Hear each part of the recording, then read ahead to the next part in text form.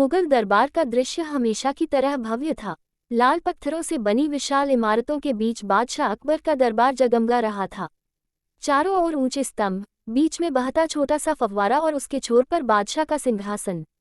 दरबारियों में धीमी फुसफुसाहट थी, क्योंकि आजकल दरबार में पहेलियों का दौर चल रहा था और सभी जानते थे कि इस दौर में एक ही नाम सबसे ऊपर होता है, राजकवि बीरबल। एक सुबह बादशाह अकबर दरबार में पहुंचे और बोले, आज मैं जानना चाहता हूं कि बीरबल की बुद्धि कितनी दूर तक पहुंच सकती है। क्या तुम सब तैयार हो? दरबारी तुरंत बोले, हुजूर, बिल्कुल तैयार हैं। अकबर ने आदेश दिया कि एक युवक को दरबार में बुलाया जाए। थोड़ी देर में एक साधारण कपड़े पहने युवक अंदर आया। उसके हाथ में एक छोटा सा लकड़ी का डिब्बा था। युवक सलाम करके चुप खड़ा हो गया। अकबर ने कहा, दरबारियों, इस युवक के पास एक डिब्बा है। डिब्बे में क्या है, ये केवल वही जानता है। मैं चाहता हूं कि बिना खोले, केवल बुद्धि से, कोई बताए कि इसमें क्या है। क्या कोई यह कर सकता है? सभी दरबारी एक दूसरे को देखने लगे। कुछ ने अनुमान लगाया कि इसमें फल होगा, कुछ ने कहा मिठाई, तो कुछ ने कहा सोना चांदी। लेकिन कोई भी निश्चित नहीं था। आखिर बादशाह मुस्कुराए और बोले, बीरबल, तुम्हारा क्या कहना है? बीरबल शांत और विनम्र स्वर में बोले, जहांपनाह, डिब्बा खोले बिना बताना मुश्किल है, लेकिन कोशिश करने में क्या हर्ज है। बीरबल ने युवक को ध्यान से देखा। उसकी धूल भरी हालत, पैरों में मिट्टी और कपड़ों पर हल्की सी गोबर की गंध। बीरबल मुस्कुराए, जहांपनाह, डिब्बे में कुछ ऐसा है जिसकी गंध खेतों से आती है और जिसे किसान अक्सर साथ रखते हैं।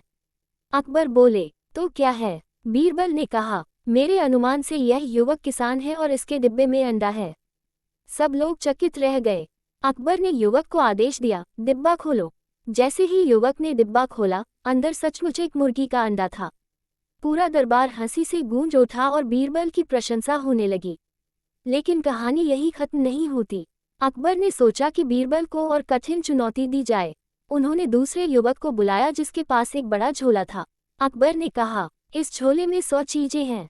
बीरबल, अब बताओ कि यह किस प्रकार की चीजें हैं। बीरबल ने युवक से पूछा, कहाँ से आए हो? युवक बोला, हुजूर, मैं नदी किनारे से आया हूँ। नदी किनारे से, बीरबल ने दोहराया। फिर उन्होंने झोले को हाथ से हल्के हल्के दबाया। उसमें मुलायम मुलायम चीजें महसूस हुईं। बीरबल तुरंत बोले, जहांपनाह, इसमें नदी किनारे मिलने वाली वस्तुएं हैं, कंकड़, सीपियां, छोटे पत्थर और शायद कुछ रंगीन कांच के टुकड़े। अकबर ने युवक को कहा, झोला खोलो। झोला खोलते ही उसी तरह की चीजें निकलीं। दरबार एक बार फिर बीरबल की बुद्धि से प्रभावित हुआ। अब तो अकबर को भी मजा आने लगा था। उन्होंने तीसरा परीक्षण रखा। उन्होंने आदेश दिया कि एक बंद पर्दे के पीछे से किसी को भीतर भेजा जाए। पर्दा उठा और अंदर एक बूढ़ी औरत आई। उसका चेहरा ढका हुआ था। अकबर ने कहा, बीरबल, बिना चेहरे को देखे बताओ, ये औरत कैसी है? अमीर है या गरीब? किस स्वभाव की है? पूरा दरबार सांस रोके इंतजार करने लगा। बीरबल ने औरत के पैरों को देखा, उनमें मोटा सा धूल भरा था। फिर उनके हाथों की ओर देखा, उंगलियों पर कुछ निशान थे जैसे वह रोज मेहनत करती हो। बीरबल बोले, जहांपनाह, ये औरत गरीब है, क्योंकि इसके पैरों पर चप्पल का निशान नहीं और हाथों में मेहनत की लकीरें हैं। अकबर ने पूछा, और स्वभाव? बीरबल ने मुस्कुराते हुए कहा, स्वभाव बहुत तेज और मजबूत है, क्योंकि यह सिर पर कपड़ा बांधे सीधे दरबार तक आई है। जो स्त्री इतना आत्मविश्वास रखती है, वह दबने वाली नहीं होती। अकबर ने उस औरत से पूछा, क्या बीरबल सही कह रहा है? बूढ़ी स्त्री बोली, जहांपनाह, बीरबल जी ने बिल्कुल सच कहा। मैं गरीब हूँ लेकिन हिम्मत वाली हूँ। गांव की मुखिया हूँ और अपने गांव के लिए न्याय चाहने आई हूँ। पूरा दरबार दंग रह गया।